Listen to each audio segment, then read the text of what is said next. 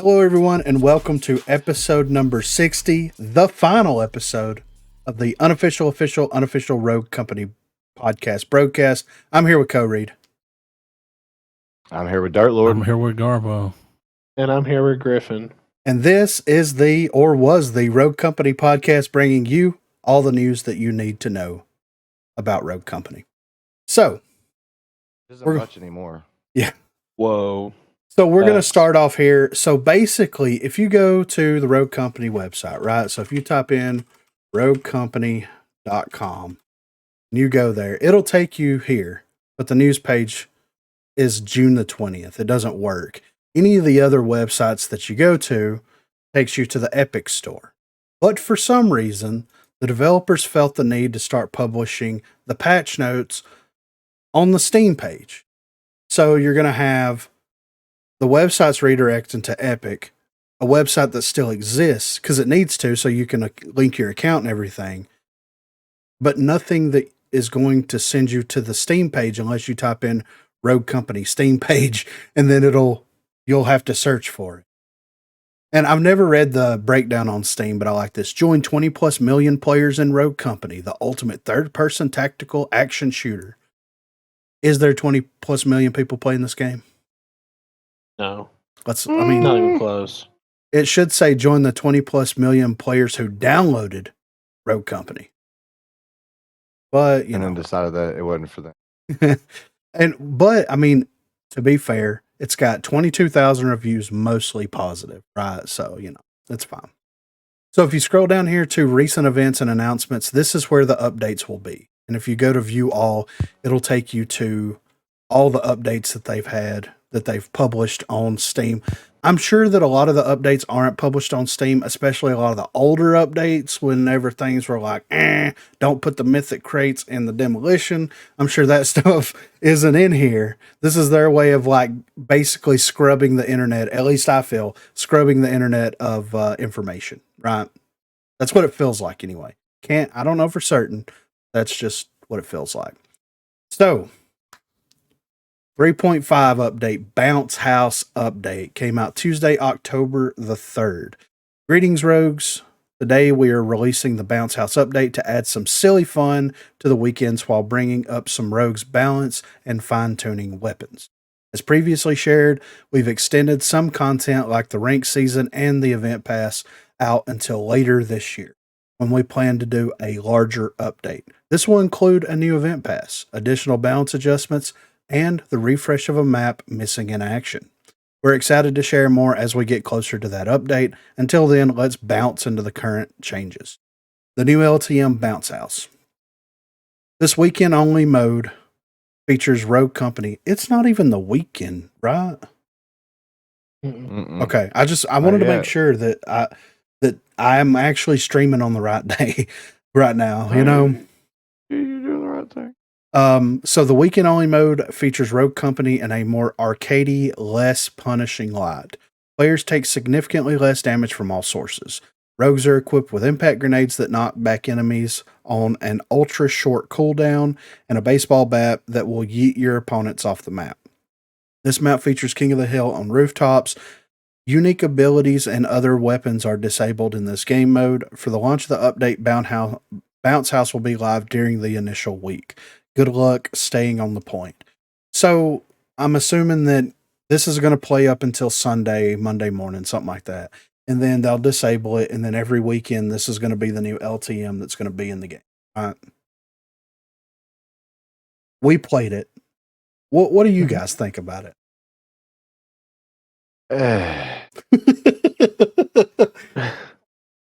Look, to y'all's opinion, I liked it because it gave me a Halo vibe. Like an old-fashioned Juggernaut game mode. That's what it kind of reminded me. And I enjoyed it. They have a new Halo out. I'm good. I'm not going to. So, to get that feeling was nice. Now, as a core game mode, no. But it was fun as LTM. I enjoyed it for that. What do you think, Dirt? I mean, did he leave? No, he played the trumpet Okay. at the same time. Okay, Yeah, okay. Sad horror. Yeah. I mean, It's okay. If you want to go in there and legitimately turn your brain off, then sure. But like their description, a more arcadey experience. Well, the game is already pretty arcadey. It's turned into a pretty arcadey type of shooter as it is now. It really has. It So- has. So how much more arcadey can you get? I guess turning the gravity down and giving people impact grenades and baseball bats. And like, why not the That sledgehammer? fling you halfway across a map. Yeah, right. I'll say this. I think it's a decent attempt at doing something fresh and interesting.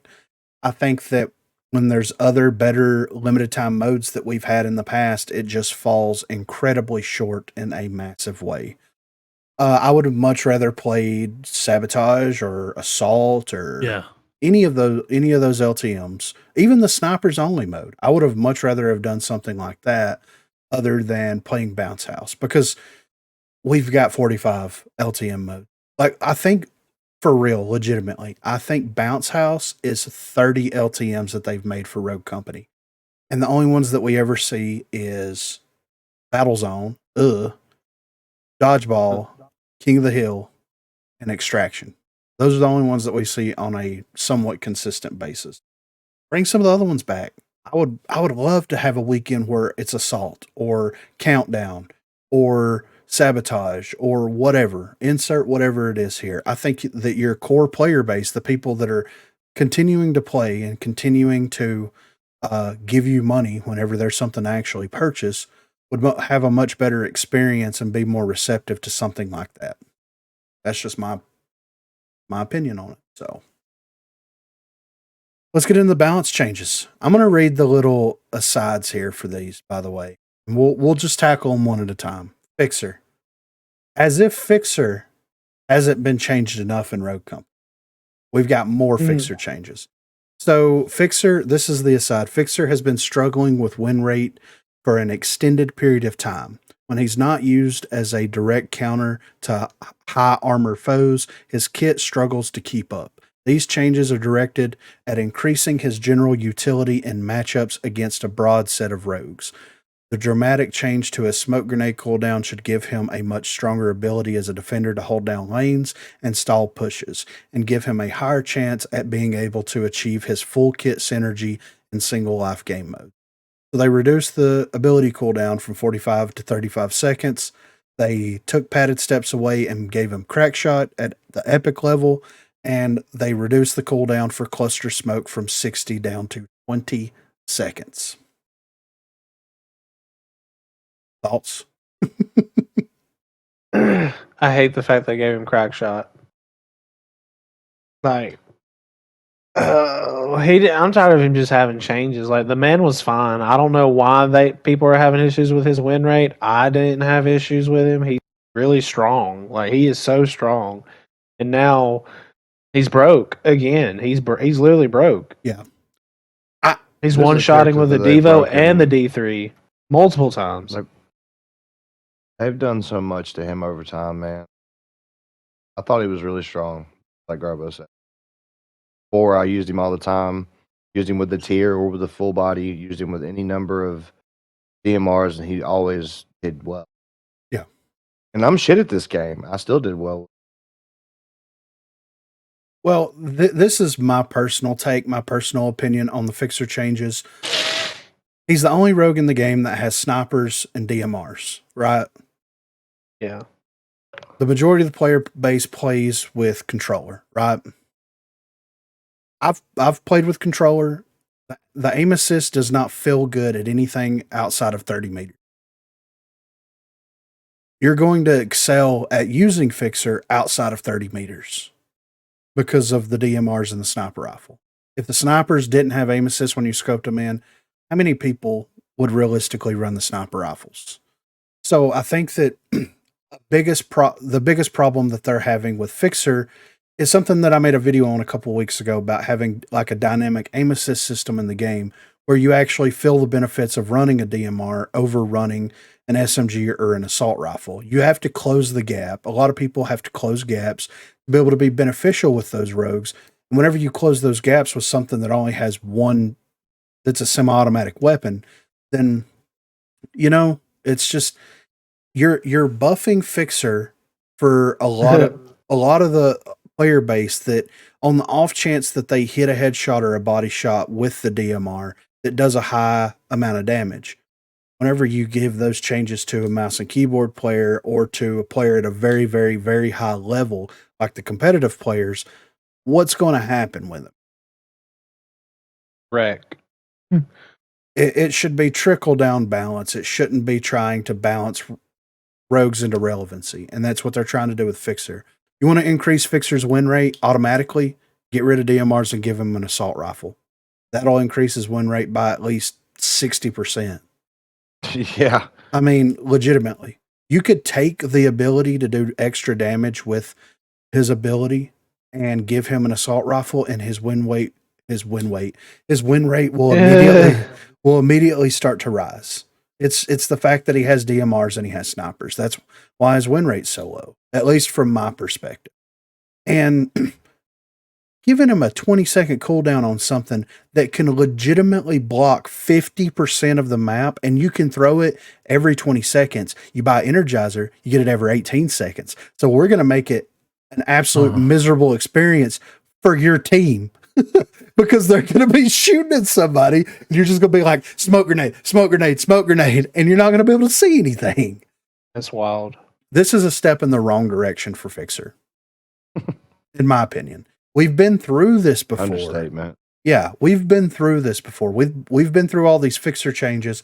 He was fine where he was. The problem isn't the character. The problem isn't his kit. The problem isn't his cluster smoke. The problem is the fact that like people either don't feel confident with the DMRs, or they're just not very good at using the DMRs compared to other weapons. And why would you play a character that you're not going to be good at? Yeah. Exactly. So, he takes a little more skill because both of his weapon classes, if you miss a shot, it could be very unforgiving. Exactly. High risk, high reward. I was about to say that makes him more of a rewarding character, though. I was about to say that, but yeah, that's why he's so good in the hands of people who like know how to use him. But let someone load into this game for the first time ever. Yeah. And then choose Fixer as their first character to play. I don't know if he's open to begin with, but say it's a free weekend or whatever. He's not, but he's definitely not. They're always holding those free weekends for characters and stuff. So, someone gets in there, hops in that, and then they're just dead the whole match. Yep. They're like, I don't want to play this anymore. Well, I don't want to play this character at least. Yeah. One bad experience with a rogue will make you not want to play them anymore. I mean, Juke. Yeah. I've had so many bad experiences playing Juke because of how inconsistent her boots and stuff are, and I don't play with her because of that. And it's just a simple, if I'm going to play the game, I at least want the one mechanic that the rogue has, being able to jet across the map with the Juke boots, to at least be consistent and not be janky and finicky. Boy, is it janky. Yes, exactly. So. Doesn't make her horrible, though. I mean, it doesn't make her horrible, but it just doesn't. If they would fix that, would you play her more? If they would fix that with her and Vivi Slide, which we'll get to in a minute, I would play them on a regular basis. I like Juke's kit. I like everything about her. I just don't like, same with Vivi. If I'm going to slide, I don't want to get locked into crouch. I just don't want to do that. I want to determine when me, as the player, crouches. And when you take that agency away from me, I'm not going to play your character. Yeah, I mean, I get that. I don't like the fact that it's kind of worse on V than it is on Juke, though. Oh, absolutely. Absolutely. And there's a lot of other problems. Worse. Yeah. Oh, yeah. So for Sigrid, her passive 20% increased movement speed while crouched has been changed to a global 10% movement speed increase. So this is the write-up on that. Sigrid's identity as an athlete translated oddly into crouch moving faster. As the most athletic rogue and a rogue that would benefit greatly from better capabilities breaching to a point We hope this change will allow her to use her athletic prowess to beat her opponents to points and synergize with her shield ability to give her the ability to juke lethal gadgets and close gaps more effectively. They also slotted out rare blaster and gave her rare armor. Their aside for this was while legendary bulletproof helps her sustain damage later in the game, this will give her a chance to bulk up a bit earlier, be able to affect the game earlier on without getting shredded during the initial breaches. And then the full write-up is Sigrid has been struggling with being a viable rogue. It sits at the bottom of our rogue pool in terms of win rate. She's challenged when she attempts to close gaps versus lethal gadget-wielding foes, and as a breacher, there's a deep conflict there compared to rogues who have kits that help them in those scenarios. Here's my problem. Speed and toughness was removed from the game. Why are we adding speed back into the game on specific characters? If we're going to go this trajectory, then that means that Lancer, being a cross-country runner, is going to get a base increase to her speed, right? Or Seeker is thin, so is Switchblade. Are they going to get a speed boost increase? What about Talon? They're opening a can of worms that never needed to be opened up. There's perks in the games that do exactly what they wanted to accomplish with Sigrid. They could have gave her evade at any level. They could have taken bulletproof, which is almost a completely useless perk, away from her and gave her legendary evade, and she would be able to move 30% faster while she's getting shot at. They could have removed life drain at legendary and gave her legendary tenacity to deal with all of these explosives that are happening. They're making a problem for themselves by trying to fix a problem. They didn't fix it the right way. Could you imagine her with legendary tenacity and armor and life drain and evade? Like, she would be a powerhouse to go up against. She's already going to be a powerhouse with these changes. I've played her. Whenever she stems and runs, she's as fast as Lancer is when she uses her ult. So what good is Lancer at that point, other than the roll reload? She's got a shield. I mean, they could have done a lot of different things to her. Make her move faster when she's got her shield out. Give her the ability to run when she's got her shield out and she's standing up. Make the shield a little bit bigger. They could have done several things to Sigrid. It looks like they took the laziest approach at trying to make her relevant as they possibly could, in my opinion. What do you guys think? I mean, I like Sigrid. I'm afraid to go up against her. I haven't played her. Playing her is fun, but like badass. Yeah, her movement is crazy. Well, I mean, I know what they mean by like, because when people utility dump on her, like, what can she do? Like, she's only supposed to block the bullets in front of her. She's good against cannon. Like, like one of the best rogues in the game. Like, she's good against countering him, but like, if it's against a Dima, a Switchblade, or all of them that are just like utility, that she's completely useless. Like, so I get it, but no, I don't think she should have got the movement. Maybe the bulletproof, but just 10 flat out on the board to be faster than all rogues is a lot, and it's insane. Like that can determine like getting to a point and like holding on to that point. Yeah, no, I agree. And like I said, I mean, there's perks in the game, and whenever you look at Sigrid's perk kit, like they could have definitely slotted a lot of things in and out to give her that extra oomph. I mean, if you remember Iconoclast? Remember this dude? Every time that we play against him, he plays with Sigrid, and we always have. Yes. I know you said that. I was like, who? And I was like, oh no, yeah. Okay, now imagine going against him where he's 10% faster than everybody, and he's got armor now. Like this is. They could have done a lot better things with Sigrid to give her more viability I mean, she's slow whenever she's got her shield out. I think that's the one thing that deters a lot of people from using her. The ramp up time of actually pulling the shield out, it takes a good 3 to 5 seconds to actually get the shield out in front of you.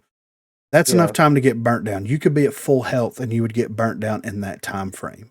Even if you're able to get out and then actually stem, then you can move around very quickly, but it's not hard to shoot around that shield.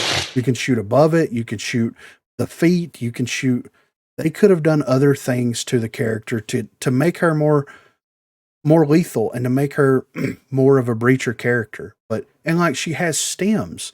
She would have been a great character to give EMPs to, or tear gas, or flashbangs. Like they could have gave her something that actually helped her breach instead of a stem.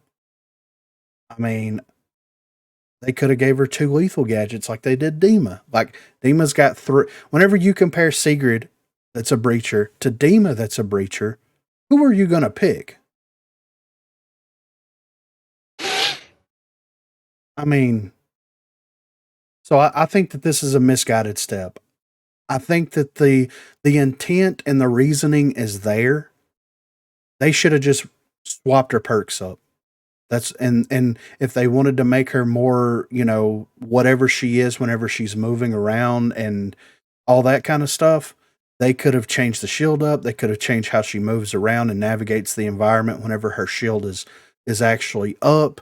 They could have taken away the ability to be able to shoot around the shield and make it a little bit bigger and be more like a mobile anvil shield at that point, to where you can actually like cover yourself and your team whenever you're moving to a point. Like they could have done a lot of things with it. They just went with the easiest, 10% global movement speed. Next up, we've got Vivi. So Vivi's ability is strong when initially popped, but rapidly fades. The shorter cooldown capabilities we've added here are directed at letting her experience the initial power spike of her ability more often and reduce the time between those spikes. So her ability stage presence got a cooldown from 30 seconds to 20 seconds, a cooldown reduction, and they slotted out Gadgeteer and gave her energized at legendary. So I think she's able to pop her ability every 16 seconds. I think that's right. So they say that the problem with Vivi is the fact that it fades, her ability fades rapidly. They could go in, make it decay over the course of 10 seconds. They could have give more health whenever you pop the ability. That way the decay rate is still the same, but you have more HP going into gunfights. They could have made it to where whenever you use the ability and people around you already missing HP, it immediately heals them and starts the HP regeneration process. They could have done a lot of stuff. But giving her an 18-second, 16-second cooldown for her ability, is that the right move? What do you think? No. I believe it is. It's lazy. It's just, well, it seems to be a theme with them. Yeah. But then again, that's not constructive criticism. Yeah, that's true. I mean, I just gave like 5 different suggestions on how to fix her, so that's pretty constructive. But it is. But will they see it that way? Who knows at this point. I mean, the problem with Vivi, legitimately the problem with Vivi is like it's not her ability even. Like there's a lot of characters that I use in the game that I don't hardly ever use their ability. Umbra, Glimpse, Cannon, like there's several people. Sigrid. Yeah. Situational abilities. Vivi, you get a small bump to your HP. It's not necessarily a situational ability, but it's just a little good something to get to top you off a little bit. You know what I mean? She has no pushing power. They took the impact grenade away from her, and the way that she's designed, where she gets the movement speed increase, she has the overheal. She's designed to be ran as a very aggressive duelist, but she doesn't have anything to push with. So that's her problem. That on top of the crouch issue with the sliding. Her slide is abysmal. So I would suggest, I mean, her having the EMP is nice. They should take the healing station away from her and give it to Runway and give her an impact grenade. And I think that would be fine. So it's a weird change. We want you to experience her power spike every 16 seconds. Yeah. Okay. I mean, All right. Yeah, like why not make her power spike consistent through the course of a match? Like whenever she reaches that peak, why don't we maintain that peak? Why are we waving over here? Like it doesn't make sense, you know? So for the weapons, D40C, the fire rate was increased from 600 RPM to 670. It feels better. I still don't think that this is the right way to balance the weapon, but it does feel better.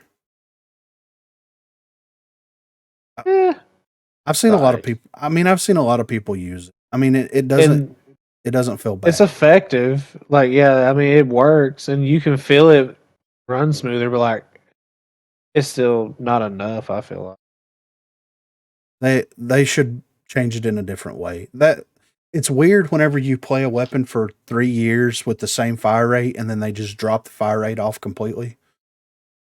Just completely like, you know what? Nah. Yeah. It's like the HRM's had its fire rate adjusted several times. So whenever it gets a new fire rate, it's like, oh, now I have to learn this new fire rate and all this stuff. But with the D40, it's been the legitimate same since 2019, 2020, whenever the game was in closed beta. And then they're just going to be like, no, this is how we're going to fix the weapon. We're going to reduce the fire rate. What does that sound like to me? A lazy way of balancing. I was lazy. Yeah. Lazy. Pretty lazy. Yep. So for the tier, they increase the base accuracy of the weapon from 0.7 to 0.9. Just for all the folks out there that don't know this, to be perfectly accurate with a weapon every single time that you fire that weapon, that number needs to be 1.0. So they increased the accuracy of it from 70% to 90%. They gave it a 20% increase to hip fire accuracy. And the reasoning... Makes no sense. What? Yeah. It says the tier falls short in almost all metrics when compared to the LR15 full body. By changing its hipfire accuracy to allow for close range and some mid-range flexibility, it should have more utility than its counterpart to compete effectively during close and mid-range combat. Under 15 meters, players should expect to be able to land hipfire shots, and above 15 meters should be rare to hit one. I went into the shooting range. At 10 meters, you hit pretty much every single hipfire shot. At 20 meters, you're hitting at least 50%, if not more. That's not what this is saying. Above 15 meters should be rare to hit one. If I'm hitting 50%, that's pretty damn good. You know, like with something that does 70 body damage or can down someone with a random headshot. It's a sniper rifle. It's not a shotgun. Yeah. The hipfire accuracy for the tier needs to be about 40%. It needs to be 0.4 for all the sniper rifles. 0.4. I think that this feeds into Fixer's relevancy issue as well. Fixer starts out with a tier. That's the way that you have to master the tier. And I think that them trying to buff the tier in this way is also a way for them to buff Fixer indirectly. Or technically directly, I guess you'd say, since he starts out with it. That's what it feels like. The tier was fine. The most adjusted rogue has been Fixer, and the weapon that's been disabled more times than I can count is the tier. Why are we making changes to these two things when they're running perfectly fine? I really enjoy the tier. I don't know why they had to. I really think that it's what directly... they made it is be a shotgun sniper rifle. Yeah. I really think that it's directly linked to Fixer. I think that if his whatever rate was higher, that the tier would not be touched whatsoever. But I think that that's exactly why they made that change. I love the tier. I don't know if they intended for it to be this way or not. Remember yesterday, I used the full body and I hit like 9 out of 9 hip fire shots. Yeah, so they may have indirectly like change the hip fire for all the sniper rifles in the game. Which is fucking hilarious. They just went in there and changed the number, and it's like, that looks good. And it's like, whenever you look at the top of the screen, it's like for all sniper rifles in giant letters. It's like, no. Like a cartoon over there, So I like the tier. I like being able to have 2 shots back to back. I like being able to manage the reload. I like all that stuff. It feels really good. Feels very intuitive while you're playing and while you're using it. And then Fixer has one of the best pistols in the game by default. Like, and most people run Fixer with the Spitfire and pop the ult and get headshots, because if you hit them in that Spitfire range, you're already doing 15 body shot damage. I don't even know what the headshot of the Spitfire is. And then you add the Fixer ult on top of it. That's a lot of damage.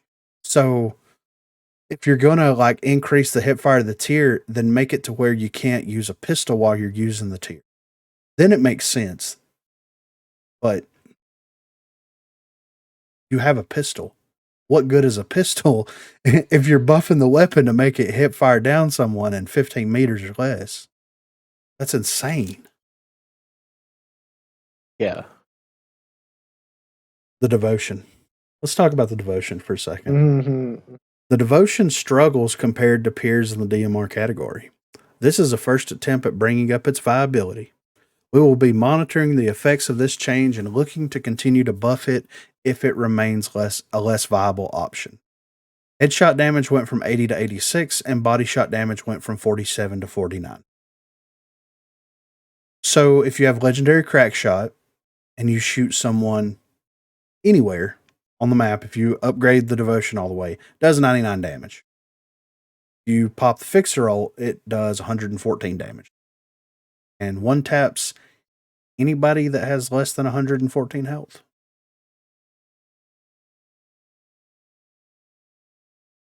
Some weapons are just not going to be fan favorites and are just not going to be picked and played as much as other weapons, especially whenever you're looking at a game like Rogue that went from being a tactical third-person shooter to a more RNG-based arcadey type shooter where your fire rate matters more than your bullet damage. Well, dude, they've been working on that stuff instead of making a event pass. Yeah, exactly. Right. That was the. Yeah, I know, right? So I don't think the devotion, I thought it was fine. I mean, when you have a 3-shot burst weapon that's a DMR that does 75 total damage with headshots at a good range, and you have the devotion that does 80 damage that fires a little bit slower. If you hit 2 of the 3 bursts with the Mamba, you're doing 50 damage. Like, statistically, most people are going to gravitate to something that allows you to fire more bullets, which allows you to legitimately do more damage over time because you have a higher percentage of hitting someone when you're firing more shots.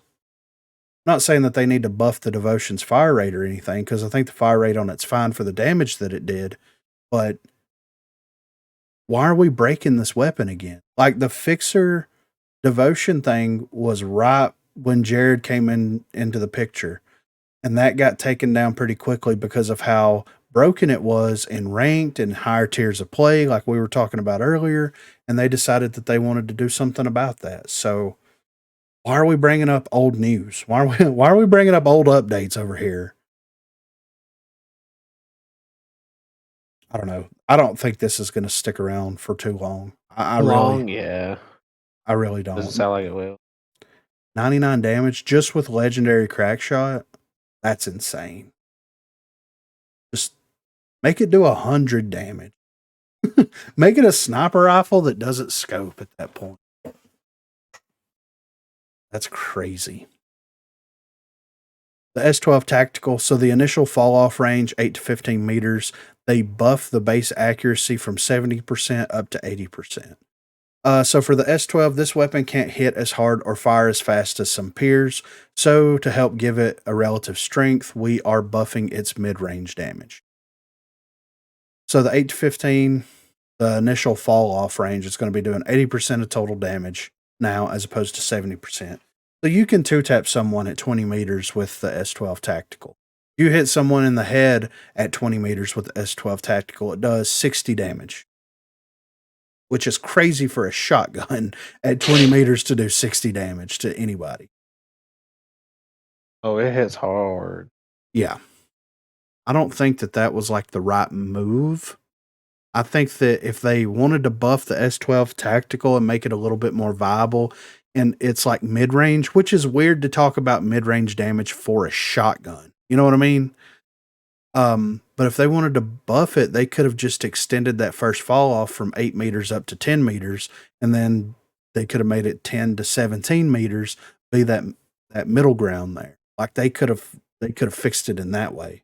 So I'm not really sure why they didn't just change the ranges up on it, as opposed, because it probably, other than the SKL, it would have had the longest range.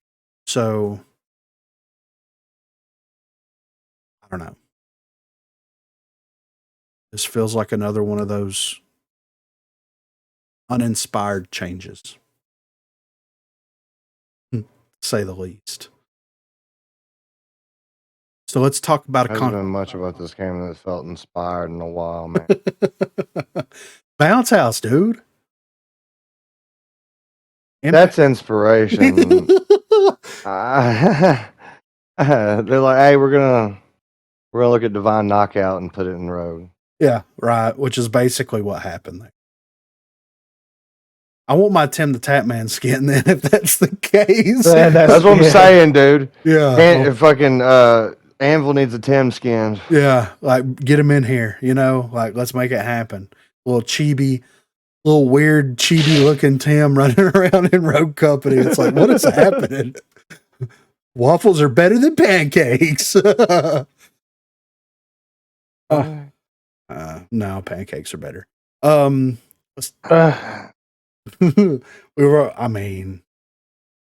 go here. Yeah. So It the already night. has. No, I don't know. It's not. So the night feels good right now, and we don't want to change that. But we observe that its close and mid-range TTK beats every assault rifle in the game, defeating the purpose of assault rifles. We want it to be a strong relative choice. Its TTK will be unaffected at 0 to 12 meters, but in the 12 to 17 meter range, it will hit as hard as the assault rifle class instead of stronger than that class. So the initial fall-off range, the distance was changed from 8 to 17 meters to 12 to 17 meters, and the initial fall-off range damage went from 90% total damage at that 12 to 17 meter to 75% damage. Now, I went through the shooting range a while back just to see what the actual fall-off damage, because I didn't know, and they wouldn't tell me. The developers wouldn't tell me what that first fall-off damage percentage was. So I did calculations because math, and because shooting range exists, and determined that like all of the SMGs do 90% damage at their first fall off. All their fall offs are a little bit different, but they all do 90%. My suggestion to fix the SMGs, this was after the SMG changes and all of that stuff happened, was to drop that base damage at that first fall off threshold from 90% down to 75%, and then that last fall off threshold, drop it down to 60%, because it was scaling at 90 and then 90 and 80% damage, or 90 and 75% damage. My suggestion was full damage, 75% damage, and then 60% damage, because it's the SMG. It's not an assault rifle. It's not a DMR. It shouldn't be able to burn people down across the map. So half of this change is actually incredible. The other half of this change makes absolutely no sense.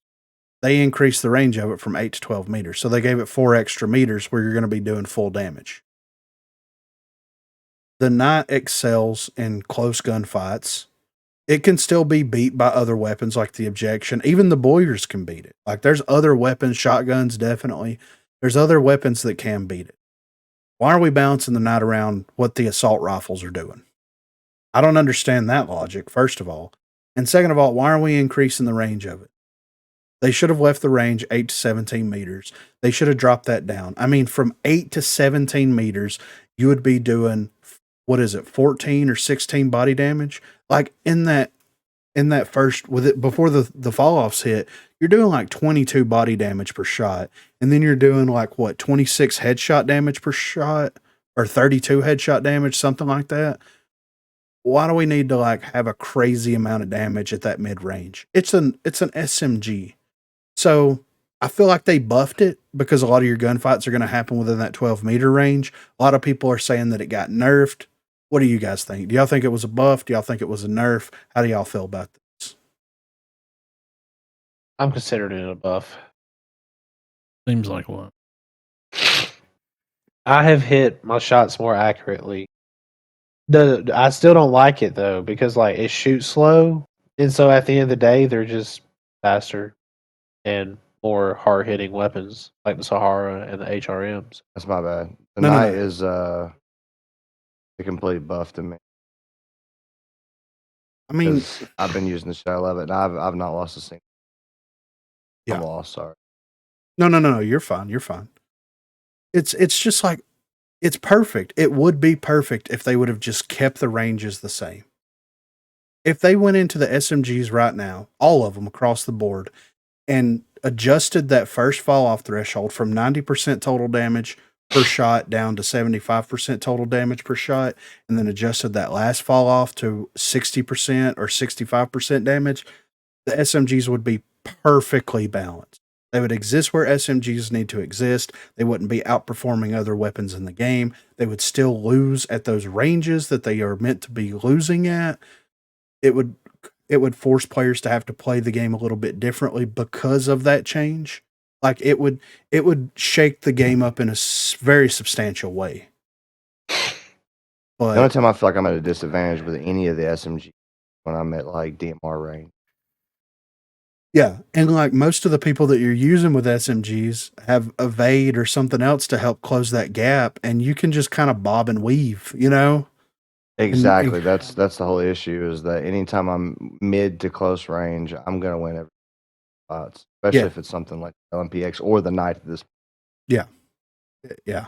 Even the objection, dude. Like whenever they buff the objection before Jared's exit, that thing is insane. And you run it with characters that have gunsmith that buff the fall off ranges on it. And that's like I haven't played with them much. if you run the Knight with Umbra with legendary gunsmith, it's increasing that first fall off threshold from 12 meters and it's increasing it by 30%, right? So what's 30% of 12? Hold on. So another 3.6 meters. So you're taking it to almost 16 meters. Almost 16 meters. That's stupid. You're putting it in AR territory at that point. Like that definitely beats all the assault rifles. So I don't know. And then for the Hydra, they reduced the fire rate from 300 rounds per minute down to 273. This is their write-up. The Hydra is by far the dominant assault rifle in the game, and this change should bring it more in line with its peers. Is this just in 6v6? Like, how often do we run into someone that's running the Hydra? No, Never. never anymore. It Even happens sometimes. any runway I run into is usually running like a KA or something like that. Yeah. So the only person that has access to it is Runway, and she's not a free rogue. So in order for it to be the most dominant assault rifle in the game means that people need to install the game, make enough reputation to buy Runway, play Runway enough to master the Hydra, and then use the Hydra on other rogues. You have to jump through so many hoops to be able to use it on another character. How is it the most dominant assault rifle?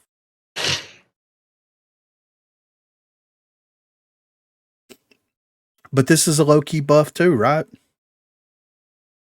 I mean, they lower the fire More rate. accurate. Exactly. It's a 3 headshot down weapon. They lower the fire rate of the weapon. That means that the weapon has more accuracy, and you can even tell how accurate it is based on the crosshairs of the weapon. It's going to be more accurate in hip fire engagements. It's going to be more accurate in ADS engagements. It's going to make the weapon way more accurate. It's probably more accurate than the HRM hip fire is now, and some of the other assault rifles. So it's kind of a low-key buff. Like, this is like whenever you start tweaking these fire rate knobs, you're making the weapons more accurate. Just like whenever you drop the D40 fire rate down, you made that weapon a laser beam. Even though you're shooting it slower, you're making it a laser beam. The same thing that you're doing to the Hydra. So overall, a 3.5 bounce house update, guys. What do you think about it? Boo.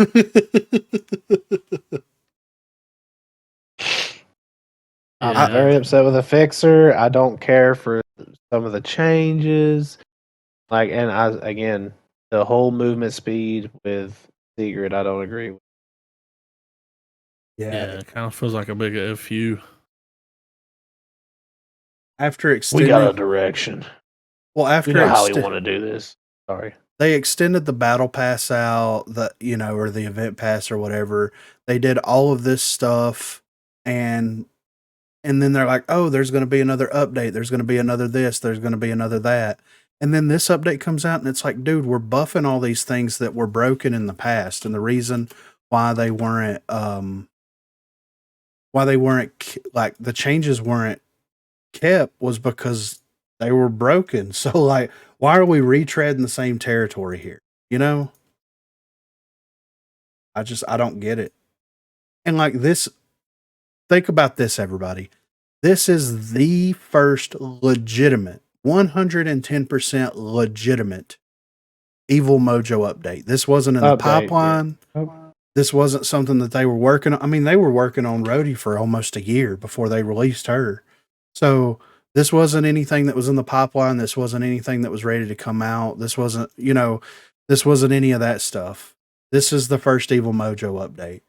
This being the first Evil Mojo update. Wow. It's not a good update. It's just not. They could have done a lot of other things to the update to. Well, it's just like one guy or something. Right? Like, yeah, I mean, yeah, supposedly. Yeah. So, but yeah, I mean, out of all the changes that we got, I would keep the D40 change.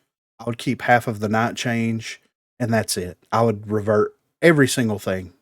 I would swap out perks with Sigrid to give her that same play experience without breaking her. I would fix Vivi's ult. I would fix Vivi's crouch issue. I would not worry about Fixer and his win rate or whatever it is that they're looking at. That's not that's not a fish to fry. That's not a character issue. That's not a perk issue. That's not an ability issue. It's an aim assist issue. They could fix that. Like, they could make that change happen. But yeah, that they should revert legitimately everything. Like, for real though, that's the stuff we're going to change. And no event pass. When you get the Ibex being shit. Like, if they made like good changes, it'd be one thing. Like, oh hell yeah, Project Sync, let's bring it back again. Oh, dude, they banned the shit out of Project Sync. Didn't even say nothing about it. And then the changes are strange. It's like they know better. Yeah, right. But they're doing it anyway.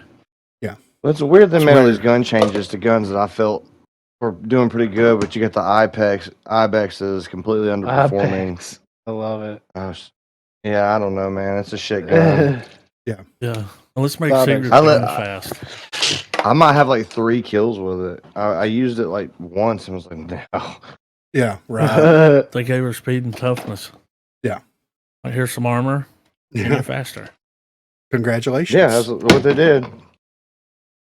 Now maybe people will play they you. Reverted that. Yeah, I felt like people. Yeah, dude. And when you ran into one, usually they were pretty fucking good. They knew how to play. Yeah. There was that one dude that we play all the time that only plays Secret. Yeah. Yeah, that's who he was talking about earlier. Yeah, Iconoclast. Yeah, that's fucking Yeah. Iconoclast. Yeah, I've only seen him play one other character like one time, and it was like Kestrel or something. Yeah. Oh yeah. Yep. So next up for the next segment here, we're going to get into a frequent contributor to the broadcast. I'm glad the most frequent contributor is also contributing in the very last episode of the broadcast here. So 3Jet has sent us his Mythic Perk idea loadout. So what we have here, I'm going to read through these, and of course they're all broken down by the different perks and of course the different Mythic perk ideas. So I'm going to read through this, and I'm going to hit mainly on the Mythic perk ideas, and then we'll reference the perks as needed through that. So, as a refresher, in the signature perk LTM, we saw some rogues given a 6 perk loadout, similar to what rogues used to run with before the perk reworks and the 8 perk loadout, and the introduction of the choice between 2 different Mythic perks that are exclusive to that rogue. This document, I've outlined the 6 perk loadouts that I think all the rogues should have, and I suggested 2 different Mythic perks for each rogue as well. I'm a huge believer in this idea, and it could bring back a little of what Rogue Company used to feel like if executed properly. First of all, some perk-related changes I want to get out of the way here. I think rare quick hands and legendary quick hands should become perks. It bothers me that there are some rogues who have Berserker and Rare Nimble Hands as 2 separate perks, one rogue with Berserker and Epic Nimble Hands as 2 separate perks, one rogue with Berserker and Legendary Nimble Hands, and then rogues who have Epic Quick Hands, which is a combination of Berserker and Nimble Hands for $500 less and is in one perk. There needs to be consistency, and with the 6 perk loadout possibility, I think it makes much more sense to turn Rare Nimble Hands and Berserker and Legendary Nimble Hands and Berserker into Rare Quick Hands and Legendary Quick Hands, respectively. 3 rarities would have these descriptions. The Rare Quick Hands can reload while sprinting and increase weapon swap speed and reload speed by 20% at the $8,000 price point. For Epic, it's a 30% increase at $9,000, and for Legendary, it is a 50% increase for $12,000, which is like 50% faster. That's insane, but at that price point, it makes sense, right? I don't think Rare Stalker has a place in the game. It barely feels like you gain any extra movement while aiming down sights, and despite that, it's more expensive than perks like Rare Nimble Hands, which are more beneficial and noticeable. With that being said, I've completely taken Rare Stalker out of the picture. Any rogue with a Stalker perk will have it either at Epic or Legendary. I also think Stalker in general is an overrated perk, but that's just my opinion. Here's the thing, though. Evade does the same thing Stalker does, right? So whenever you're getting shot at, even when you're ADSing, you're getting that movement speed bump. So, and you're almost always in movement speed increase because of how they calculate when you're in gunfire. You could be on the other side of the map and it could trigger your evade. So why not put Rare, like Stalker, into evade? Like, it only makes sense, right? I mean, you're going to get that movement speed one way or another. Might as well get it whenever you're getting shot at. So for Anvil, the new perk loadout will be Rare Gedge Tier, Rare Energized, Epic Tenacity, Epic Bounce Back, Legendary Shredder Rounds, Legendary Armor. The Mythic perk, so Reinforced Shields, double the health of Anvil's deployable cover. For the Mythic passive perk, Disorient Boost. When Anvil is in tear gas or flashed, he gains 10% boost for 5 seconds. Those are pretty good changes. Like, you're basically making the shields at what? 1,000 HP? Yeah. So it will take, in a climate where 2 EMP grenades are a high rarity of shredder rounds is all it takes to destroy Anvil shields, which have 1,000 HP. Having a perk that doubles the health of them would be incredibly helpful. So you'd basically be denying shredder rounds and EMPs at that point, which, like, is not a bad idea, to be completely honest, you know? I do like this idea of getting flashed or tear gassed. He gains 10% speed boost for 5 seconds. Like, Dahlia Anvil pair going against a Talon, Switchblade, and Chalk combo, that's pretty nutty, right? I do like those a ton.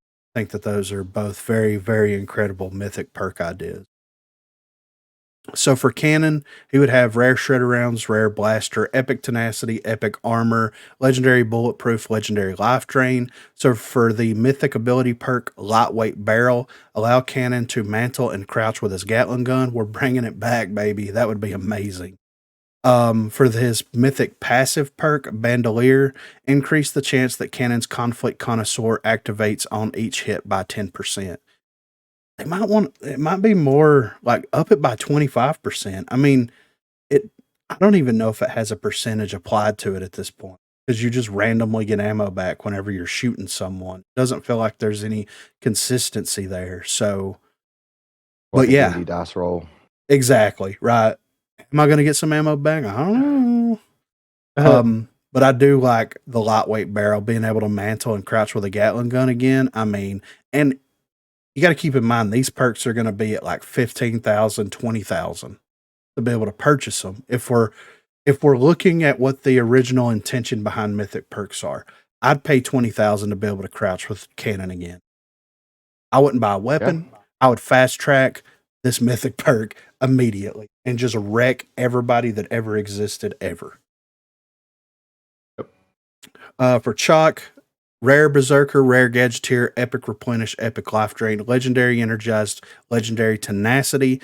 So for the mythic ability perk, Unending Resolve, increase Chalk's self-revive speed with rage by 30% and immediately start health regeneration. Yes.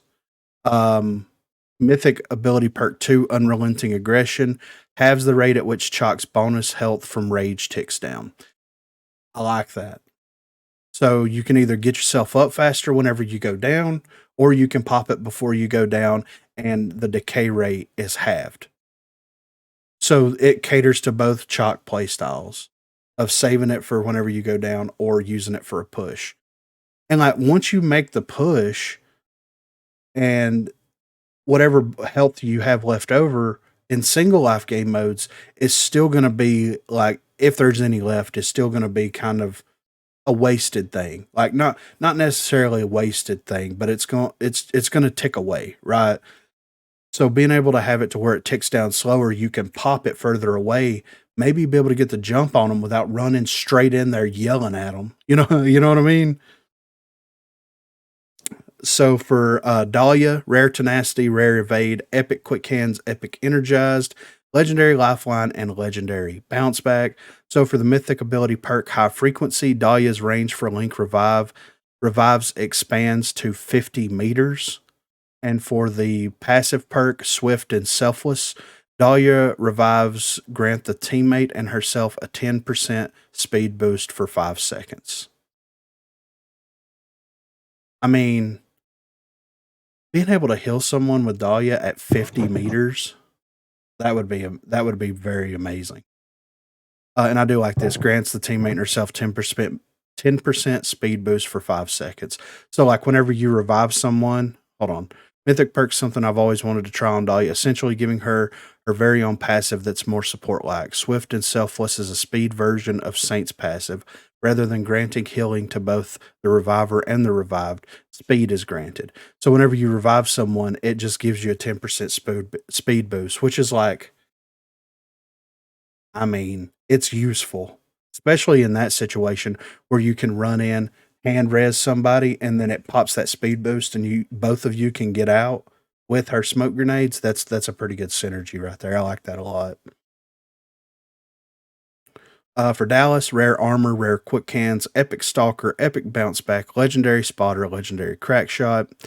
For the mythic ability bounty reward, downing an enemy that you revealed with target finder grants you 500 extra cash.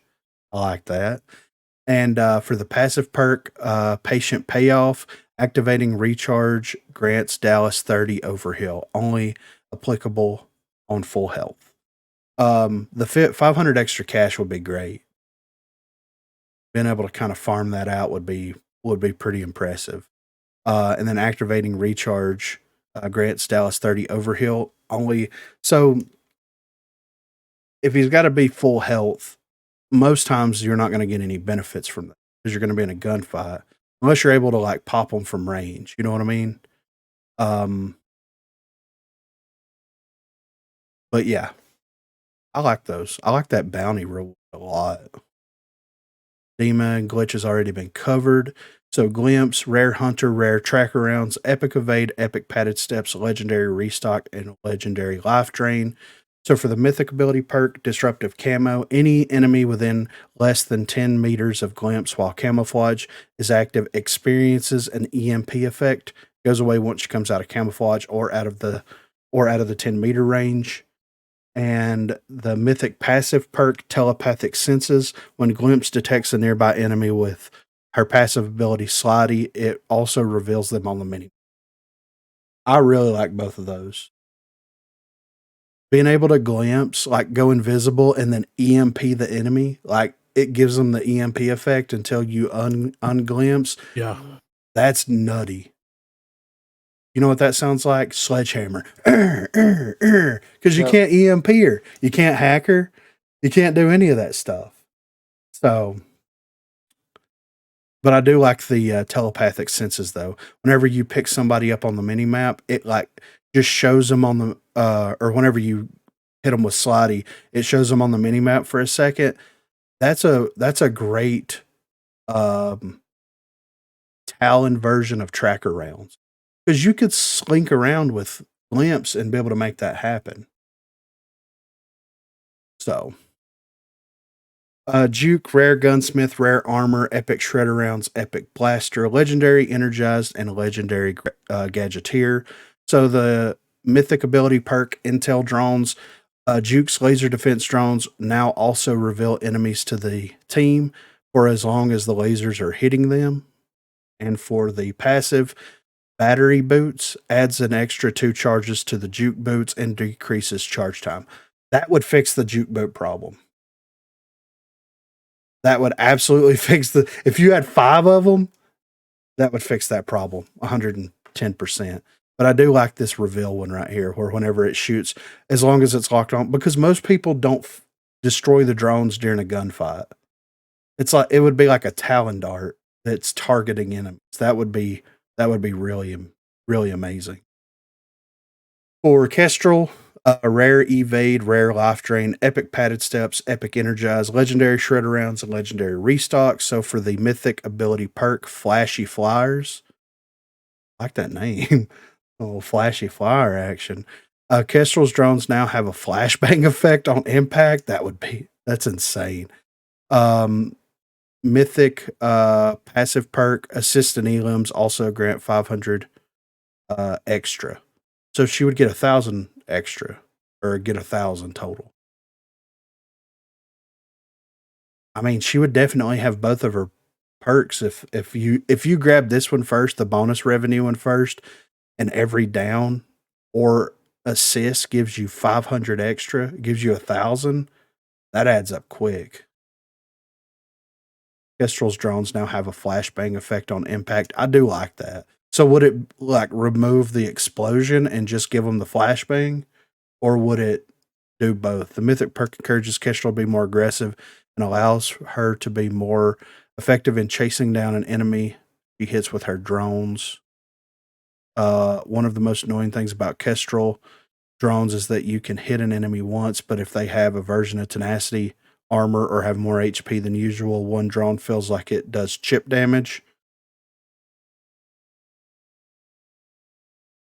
Okay, it will be 2 seconds, one less than a flashbang for balancing. Okay. But yeah, that's I do like that. That's crazy though. So for Lancer, rare her perks are rare bounce back, rare energized, epic padded steps, epic life drain, legendary stalker, legendary evade. When Lancer, this is for Mythic Perk 1, Silence and Numbers. When Lancer activates Quick and Quiet, her closest teammate within a 10-meter radius also gains Silent Footsteps. So it's kind of like a AoE version of Padded Steps that is all fixated on Lancer. Which makes sense, like she wouldn't be able to run, but you would be able to carry your team. That's pretty interesting, actually. Mythic ability perk 2, Gun Runner. When Quick and Quiet is active, Lancer gains +1 ammo to her max mag capacity each second and 30 reserve ammo every 5 seconds. Both effects mag fed only. Lancer gains 1 ammo to her max mag fed capacity each second and 30 reserve. Okay. So basically you would be increasing the amount of ammo in a clip by 1 every, okay. So by 1 every 5 seconds that she, so Magazine. how long does it, yeah. How long does her ability last? Is it 10 seconds? Is it 15? It lasts a long time. I think it's 10. No longer than it should. Yeah. But that's interesting because you could actually stack that in 14 seconds. Okay. So it wouldn't be enough to get 3 charges off of it. And then when she shoots, she's taken out of it. And I think does she get knocked out of it when she gets shot? Oh, right here. She'll gain 14 max ammo in the magazine, 60 extra reserve total. That's interesting. I do like that. I like this one though. Silence in numbers, being able to activate that ability and not running halfway across the map, being able to like carry your team to the point without anybody being able to hear them. That's pretty insane. I like that a lot. For Mac, rare bounce back, rare quick hands, epic gunsmith, epic bulletproof, legendary stalker, and legendary tenacity. So the mythic ability perk is blinding justice, increases the range and charging speed of Mac's flash bomb, and decreases activation delay. Oh, okay. And for the passive blast plates, a portion of the damage Mac deals with explosive is returned to him as armor. That's a genius idea. So, like as a percentage thing, essentially, this perk gives Mac an effect similar to Vi's passive, but instead of gaining maximum health for every 10 damage dealt, he regains 1 armor for every 10 explosive damage. This perk encourages Mac to play more aggressively and to time his grenades for not just maximum damage, but also maximum shield return. So I guess my question would be, if you're playing with Mac, he's got 25 armor. You're able to get, let's say, 5 extra armor plates, quote unquote, from 1 grenade throw. Every time that you down someone, are you going to get the full 30 back? So, I mean, that's either way, that's still really good. Increase the range and charging speed of Mac's flash bomb and decreases activation delay. Like if you're able to throw that thing down and you don't have to wait 45 minutes for it to charge up, that's a W in my opinion, you know. For Phantom, rare evade, rare energized, epic tracker rounds, epic quick hands, legendary shredder rounds, and legendary life drain. Rationale. Oh, okay. This is the rationale of the changes. So, mythic ability perk 1, nano reveal. Nanobots hidden in nano smoke stick to enemies, revealing them for a short time after they leave the nano smoke. Nano slow. Nanobots hidden in the nano smoke stick to enemies, slowing them down for a short time after they leave the nano smoke. I like the idea of both of them. Yeah, I do too. It's something that would decay over time, but that's pretty genius. I really like the reveal one a lot. The slow one would be great, but the reveal one that's pretty amazing. Because a lot of people get hit with that static and then they run to the other side of the map once that happens. So I like that a lot. That's a really, really good idea. For Ronin, so for her perks, rare evade, rare energized, epic nimble hands, epic blaster, legendary shredder rounds, and legendary bounce back. So for the mythic ability perk 1, quiet knife, Ronin's ballistic knife becomes silent when planted. Okay, so it's like a trip mine then. And then for ability 2, agility blade. Did I say those backwards? Mythic. Felt like it. I know. After I read it, I'm like, wait a minute. Did I just trip myself off here? So Mythic ability perk 2, agility blade. Ronin's ballistic knife becomes capable of increased lunge distance, double swing damage, faster swing speed, and is able to be swung while sprinting. Ronin also gains 5% extra movement speed while holding it. I like that a lot. I like that so much. Being able to just hold the thing and be able to move faster, that's crazy. So for runway, rare evade, rare armor, epic quick hands, epic helping hands, legendary evade, legendary gunsmith. So for the mythic ability perk 1, top hospitality. The blue circle around runway's briefcase turns green and acts as a regeneration field. Thank you, thank you, thank you, Thank you. Mythic ability perk 2, Dress to Kill. Teammates who pick up from Runway's briefcase are also granted their alternate primary weapon. I like that. I really like both of those. That would be whenever you have rogues that have like differing weapon types. That's huge. Like SMG shotgun are kind of in the same area, you know. But when you're running someone that has access to like shotguns and assault rifles, like cannon, that's massive. I like that a lot.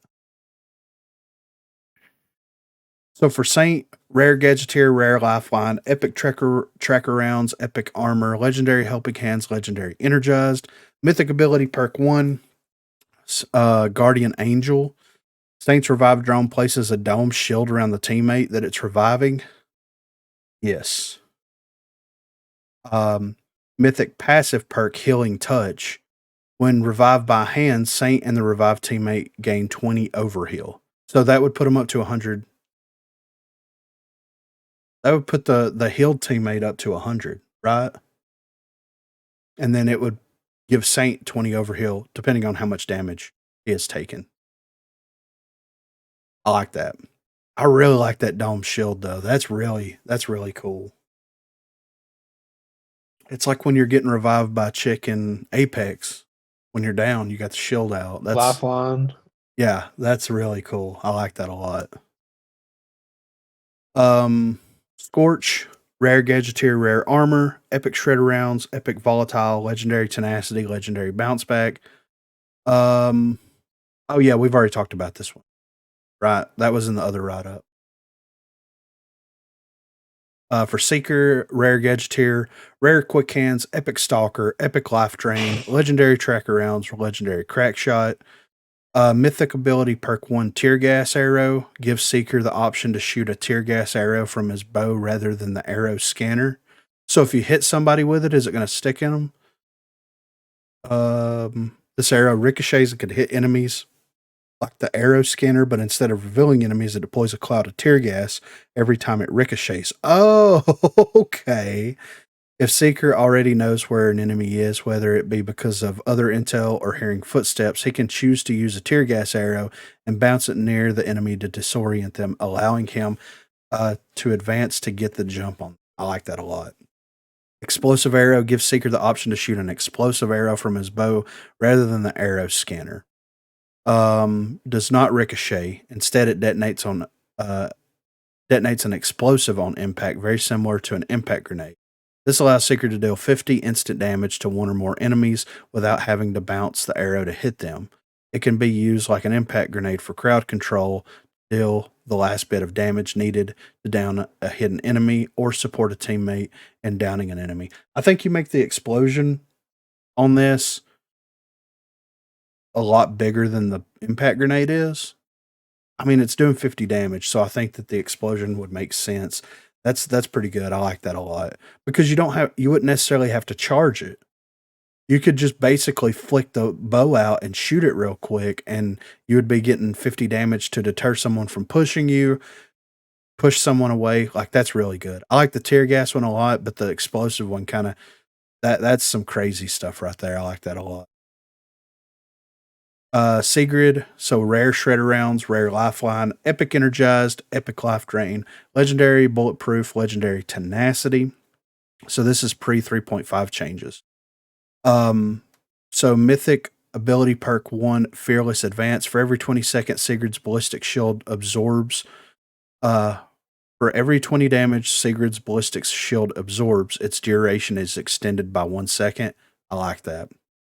For mythic ability perk 2, compassionate defense. I love these names. When using her ballistic shield, Sigrid revives 25% faster. So does she still have lifeline? Yes, rare lifeline. So it would stack. So for Switchblade, her new perk loadout's going to would be rare berserker, rare life drain, epic stalker, epic bulletproof, legendary blaster, legendary restock. So for the Mythic ability perk, Loaded Napalm adds the ability to load extra napalm onto the launcher before shooting, making the incendiary pulls deal extra damage and last longer. For the Mythic passive perk On the Run, as Switchblade gets shot at while her fight and flight is active, the duration of her bonus speed is extended by another 5 seconds. So it essentially behaves like Rare Evade in that it activates upon being shot at, but instead of adding speed, it adds 5 extra seconds onto the current time left with fight or flight speed boost. With 2 gadgets and an ultimate, Switchblade is already able to string together up to 15 straight seconds of bonus speed. But this allows Switchblade to gain an extra 5 seconds every time she gets shot at per separate time activation.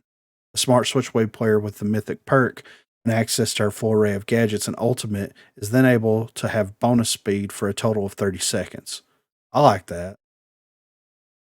I like that a lot. Stringing it, like you causing the activation of it, but them stringing it along, I like that a ton. The loaded napalm I like that idea too. It's just a hard hit. Damage of the incendiary pools that come out of it after exploding by 10. This means the incendiary pools will deal 30 damage per tick rather than 20.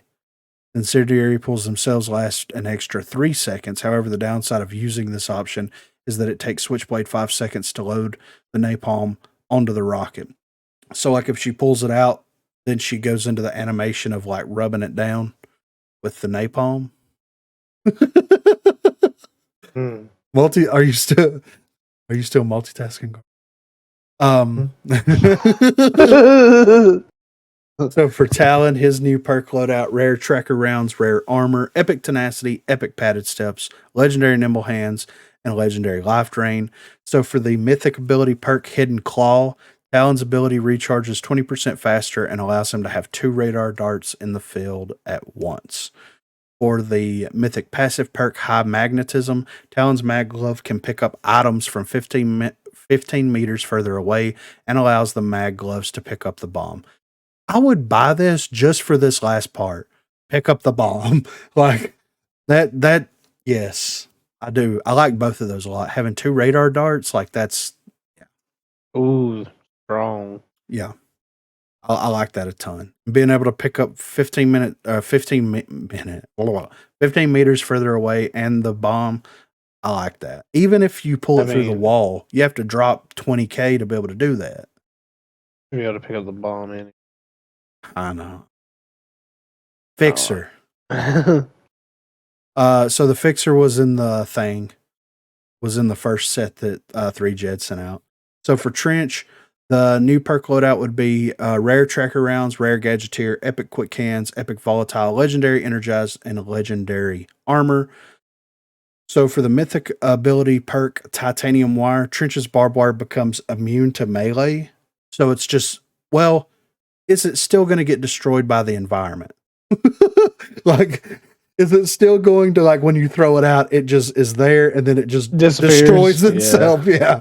Right. But I do like that. So you have to EMP that thing. You have to EMP it. I like that. Or throw a Simtex on it or something like that. I like that a lot. Wound Charge. This is for the passive. Whenever an enemy takes damage from barbed wire, 5% of Trench's gadget cooldown is taken off the cooldown time. I like that. So you throw it down, you throw the APS system down, and they like hop the wall, get in the barbed wire, and a 5% cooldown is taken off. Like, I like that. That has some good synergy. So the base gadget would be 60 seconds, 5% return, 3 seconds per barbed wire, damage tick.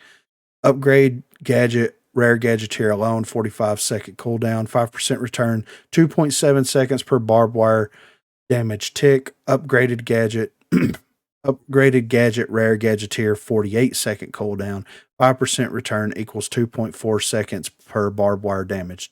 I like that a lot. Oh, we're not doing One Thief. We're running through 3Jad stuff, and then we're going to wrap everything up after that. So for Umbra, the new perk loadout: Rare Blaster, Rare Quick Hands, Epic Padded Steps, Epic Life Drain, Legendary Gunsmith, Legendary Crack Shot, So for the Mythic ability perk 1, Overdrive, Umbra's Arachnid gains a small meter, which when activated gives the spider a 10% speed boost for 3 seconds. So it's got like a Mario Kart like speed boost thing. Like you eat the red mushroom and it gives you a little speed boost thing. I like that. 10% speed boost that can activate at any time while it's being used. This paired with Rare Blaster makes Umbra's ability even more deadly when used optimally. For Mythic ability perk 2, Venom, Umbra's Arachnid gains 3 poison pools that can drop at any time during activation. So like, hold on. Hold on. I've got this funny image of my head of the spider running across the ground and it's just pooping out. It's just shitting out poison pools. Like that image is funny. The Mythic perk encourages Umbra to use the Arachnid for more than just chasing down and exploding on an enemy. It also encourages them to carefully plan their movement while using the spider so that they can drop poison pools, individual pools not clustered like via poison, in helpful positions for the enemy team. This allows Umbra to use the spider in a more defensive way, as the poison pools can be used to temporarily inconvenience enemies that want to use particular entrances or windows. Goes without saying, but these poison pools deal the same poison damage and last the same amount of time as Vi's do. I like that. I really like that a ton because, like, given Umbra, because him and Vi pretty much have the same passive ability at this point, but given Umbra some like crowd control measures other than the tear gas, I like that a lot. I really like it.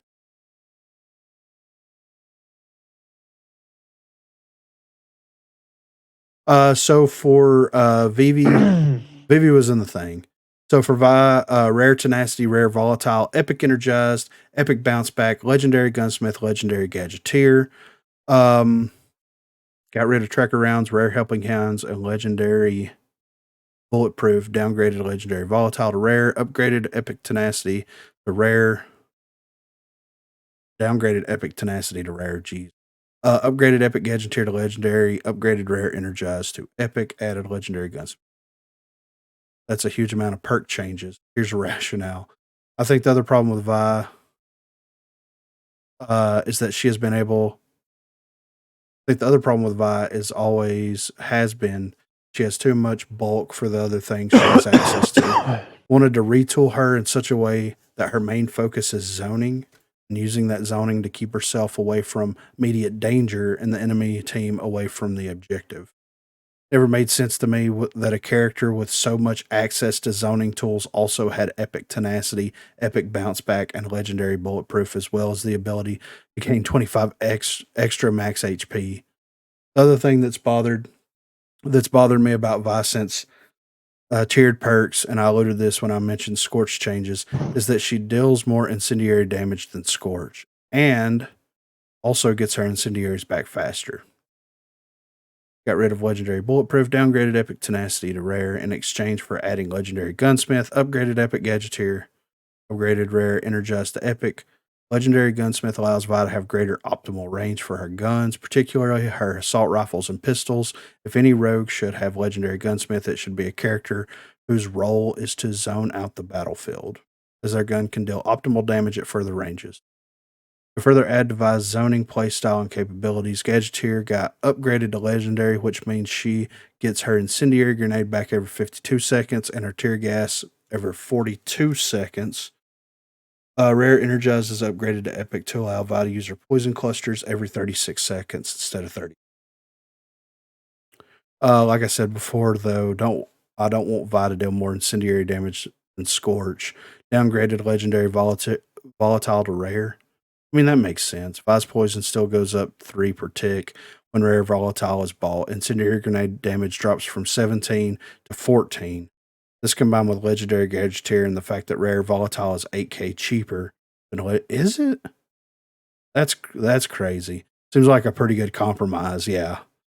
Now, when compared to Scorch, the incendiary situation makes a lot more sense. Vi gets her incendiary grenades back faster than Scorch because she's a zoner, but Scorch deals more damage. That makes sense, and she's immune to it. So for the Mythic perk, this doesn't matter since Cannon is the GOAT. Mythic ability perk, bigger and deadlier. The radius of each of Vi's poison clusters is increased by 20%. And for the mythic passive, Sweet Poison, Vi's passive returns 1 extra maximum HP for every 10 damage dealt with bullets. This mythic perk further strengthens Vi's ability to increase her maximum health as she gains 2 max HP total for every 10 bullet damage dealt. This seems like a fair perk for her to gain, considering she no longer has legendary bulletproof and her tenacity has been nerfed by a rarity. Yeah, I agree with that. I like the increase to the Vi poison, and with the energize, and you're going to be able to get it back, and volatile. Yeah, 20% larger.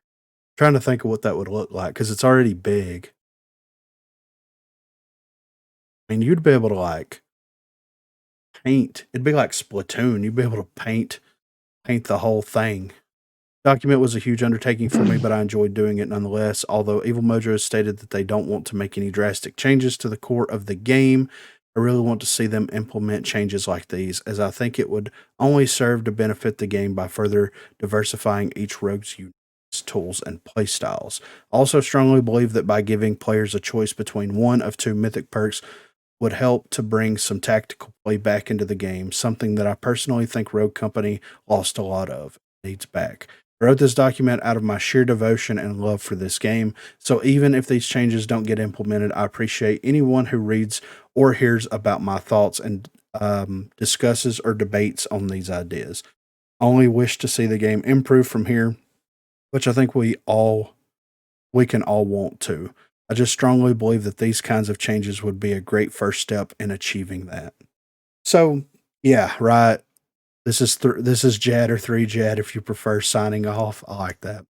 So, like, let's look at some of these things, like, compared to some of the changes that were made recently.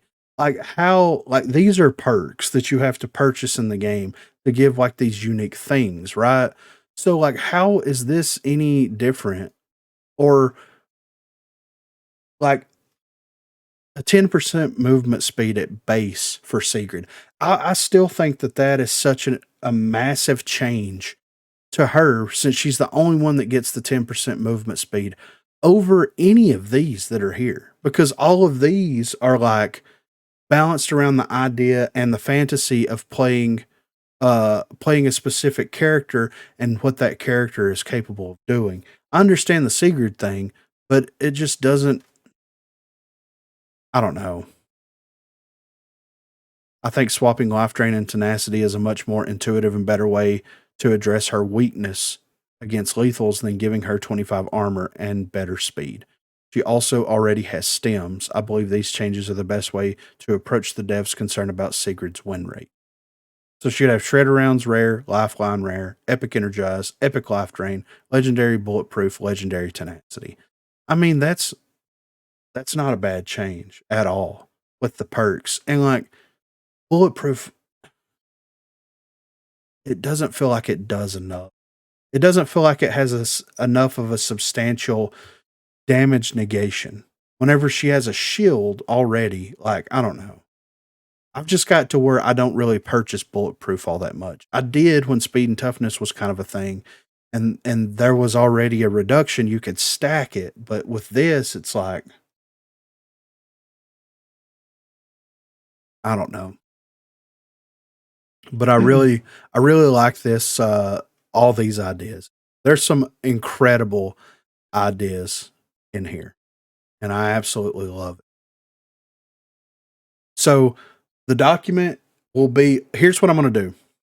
BROGUECAST contributions in the Discord is going to stay a channel, but I'm going to clean it out, and I'm going to leave 3Jad's, this updated document, and the original Mythic Perk document, and any other documents that have been sent to us. Like, I'm going to get rid of just the conversational things in BROGUECAST, and I'm going to leave everything in there so that everybody can revisit those ideas and those things at any time that they want. And, so that'll always be there. It'll just be cleaned up a little. It'll be less conversational and more like these are the things that people have contributed to the show in the past. So before we end the final episode of the BROGUECAST, I want to ask you guys real.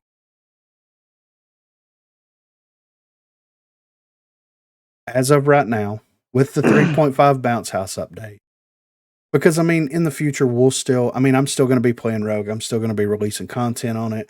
We're still going to talk about it in some capacity, especially like during stream and things like that. But like, where do you guys sit at currently with the state of Rogue Company and Rogue Company moving forward?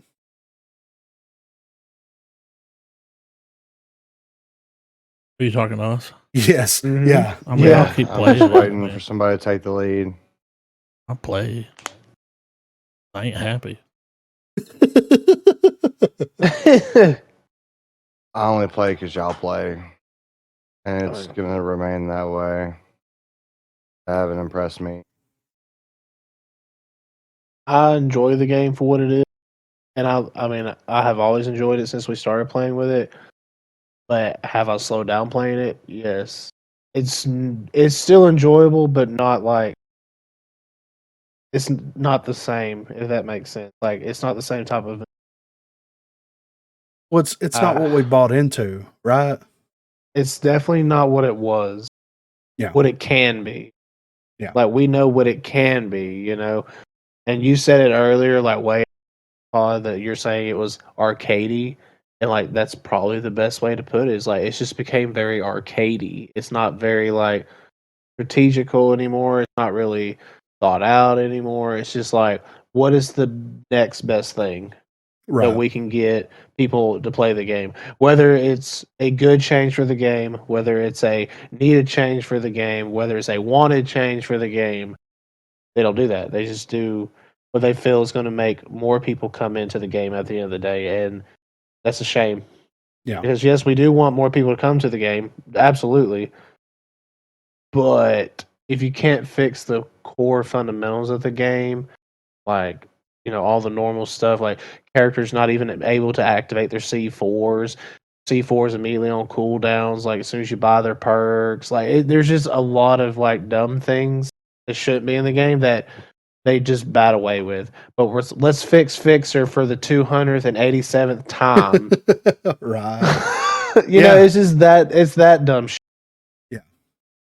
Well, like Evil Mojo is over the property now. And with their first update, not impressed whatsoever. Like it's the same thing that's happened every time that someone new has taken control of the reins.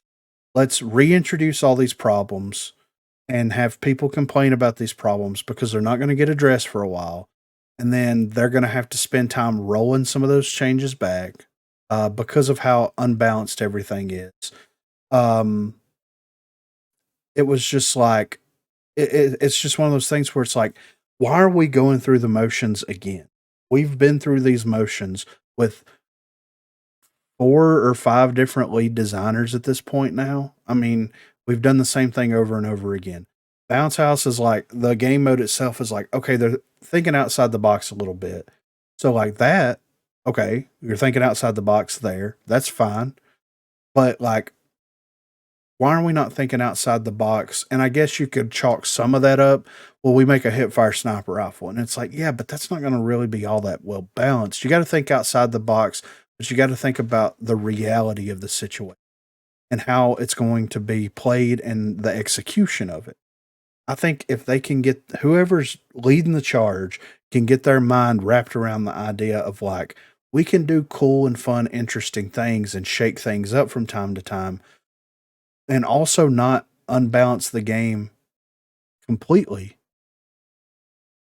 we'll be all right. But it's I don't know. It's just them having so much time between updates and this proving it and then these updates coming out the way that they did. It's just, are we going to get stuck back into the objection situation where the objection was completely out of balance for over a season? And it was just an absolute nightmare to play. Yeah. So I don't know. I enjoy the game. I still like playing it. I mean, I have a lot of fun playing it. Whenever like we're just having a good time and not taking anything too serious, it's fun. But like once you get into server issues, matchmaking issues, things not working correctly, trying to master VV gets locked into crouch, don't have any emotes, don't have don't have any skins that I can apply. It's like whenever all this stuff starts happening, it's like almost what's the point? You know what I mean? But before we exit, I got something to show everybody. All right, the future. We're going to start a new podcast. Not sure the date of starting yet. Foreplay Gaming. Foreplay. Yeah, exactly, Thief. You get it. Yeah, Thief, you get it. So Foreplay Gaming, my type of play, exactly. So Foreplay Gaming is going to be another podcast, but it's going to be about general gaming industry news. It's going to be about what's coming out, hiccups that game studios, developers have, reception of communities to different games. It's going to be like an all-encompassing podcast about gaming news. So it could be about video games, it could be about other games, it could be about whatever. Just whatever we find interesting, whatever we like to talk about, we're going to talk about it. You know, Starfield only being released on Xbox, that's what we're going to talk about. Pisses me off. Yeah. The new Call of Duty game that's coming out and the reception of the community to the new Call of Duty game, talking about that. X-Defiant continuously getting delayed because their lead developer can't keep his mouth shut on Twitter about how much they're going to overtake COD when COD's probably going to smack them in the dirt. We're going to talk about that. I mean, we're gonna talk about general gaming news and just the things that we find interesting because we already do this. We already do this podcast. We just don't record it. We just talk about it when we're playing stuff. So it's something that we're going to format it out, sit down and legitimately talk about it. We're going to talk about things that people are currently playing, how they feel about those things, the reception that they have specifically. And it gives it, since there's 4 of us, if Garbo's playing whatever, Gran Turismo, I'm not going to play Gran Turismo, but I'm going to ask Garbo about Gran Turismo and he'll have a perspective on it. So it kind of spreads the wealth on that just a little bit to everybody. That way, if somebody's playing something new and interesting, there can be like a little review thrown in there. So I think it'll be a fun time. It'll be way more involved as far as like community wide. So, and we'll have a Twitter, we'll have a email address, the whole 9 yards for people to contact us. And we'll start taking, and I haven't come up with a name. So if anybody comes up with because BROGUCAST contributions kind of like flows off the tongue, right? So what kind of foreplay contribution? Foreplay consents or something like I'm trying to come up with something, something good that kind of flows for people to contribute in that way, but I haven't come up with anything yet, So if anybody has any ideas out there, please feel free to drop them in the Discord, drop them in the chat, whatever. So, but that's the future. Not sure when the first episode, but we'll be recording it live. I'll be live streaming it. The Foreplay Hub. I like Foreplay Hub. But we will be, and I'm going to be restructuring the support tiers on YouTube. So BROGUCAST support is going to go out the window. Probably be slotted in with Foreplay support, which is a funny name, just to think about. But we'll probably do the first episode like we're doing this episode open for everybody. That way, if everybody is interested, it'll be Foreplay support. I like that. I like that one too. But yeah, that's how we're gonna do it. We'll get everything lined up. We'll be letting everybody know how that shakes out moving forward. But yeah, that's what the future holds. Foreplay Q&A. That's kind of fun. Foreplay Q&A instead of TNA. You know what I'm saying? Anyway, for the very final episode of the unofficial Rogue Company podcast, I'm here with Co-Reed. I'm here with Dirt Lord. I'm here with Garbo. And I'm here with Griffin. Why is that funny? Because you're just like, it's because I just hear Corey and then you're saying it like right over me. So, like, that's why I was giggling. Yeah. That's how that works. He hasn't done it before. I did after him on my end. I don't know, man. Anyway, It literally sounded like you said it on top of when he said it. That's why I giggled. all right. Okay, anyway. Because you did it earlier too. Like it sounded like it earlier. So, like I thought you were just doing something. Okay, No. but all right. I'll continue on. All right.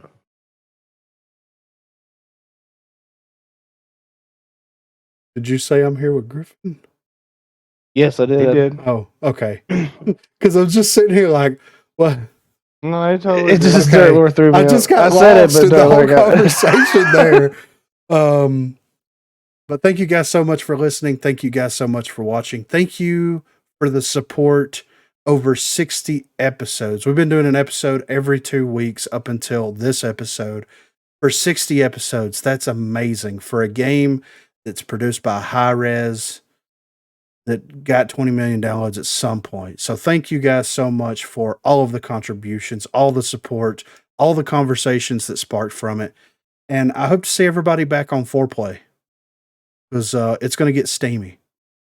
Mm. You have a good one, guys. Steamer.